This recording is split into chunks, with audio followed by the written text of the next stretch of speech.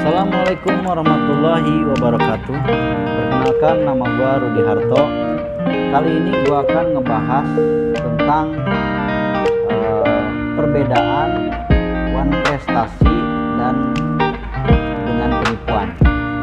Apa sih bedanya wan prestasi dengan penipuan? Nah, kali ini kita bahas satu persatu ya. Wan prestasi sendiri itu menurut Prof. Subekti, wan prestasi terjadi apabila pihak yang berutang atau debitur tidak memenuhi perjanjian yang telah disepakati.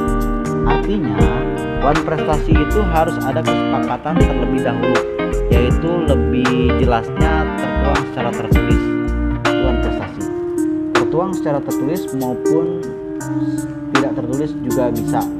Namun lebih ketika memang masuk dalam ranah pengadilan, maka wan prestasi itu lebih harus bisa dibuktikan dengan adanya perjanjian secara tertulis. Nah, sedangkan penipuan itu diatur dalam pasal 378 KUHP. Nah, penipuan adalah tindak pidana yang dilakukan oleh setiap orang dengan maksud menguntungkan diri sendiri atau orang lain secara melawan hukum dengan memakai nama palsu, martabat palsu, tipu muslihat atau rangkaian kebohongan.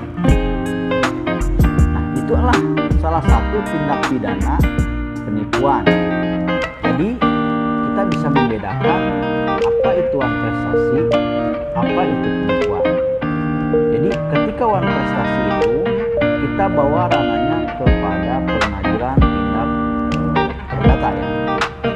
Jadi ketika ada penipuan, maka kita bisa laporkan ke pihak berwajib, yaitu kepolisian. Nah, wan prestasi adalah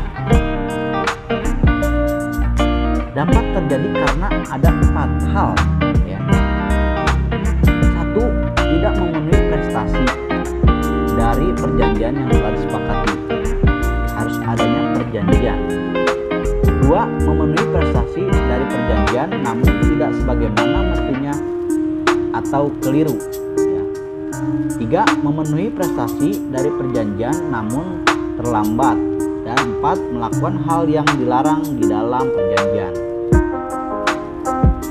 Ketika perbedaannya dengan suatu tindak pidana penipuan itu ada 4 unsur ya. 1. Unsur 378 itu yaitu memakai nama palsu. Yang kedua, memakai martabat atau kedudukan palsu. Yang ketiga, memakai tipu muslihat, atau yang keempat, memakai rangkaian kebohongan. Jadi beda halnya dengan wan prestasi. Wan prestasi itu tidak mengandung unsur kebohongan, tapi lebih tepatnya pada ingkar janji. Apa yang sudah disepakati tidak terlaksana. Nah, perjanjian dibuat dilandasi dengan itikat baik ya.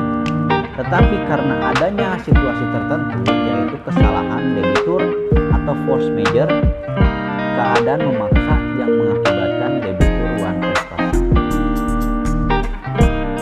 Kalau tindak pidana penipuan itu terjadi sejak awal perjanjian dibentuk.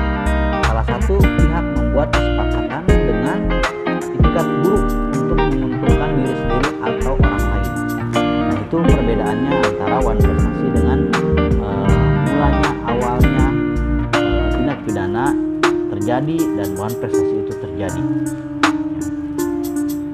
Nah, begitu penjelasan dari kami, semoga bermanfaat.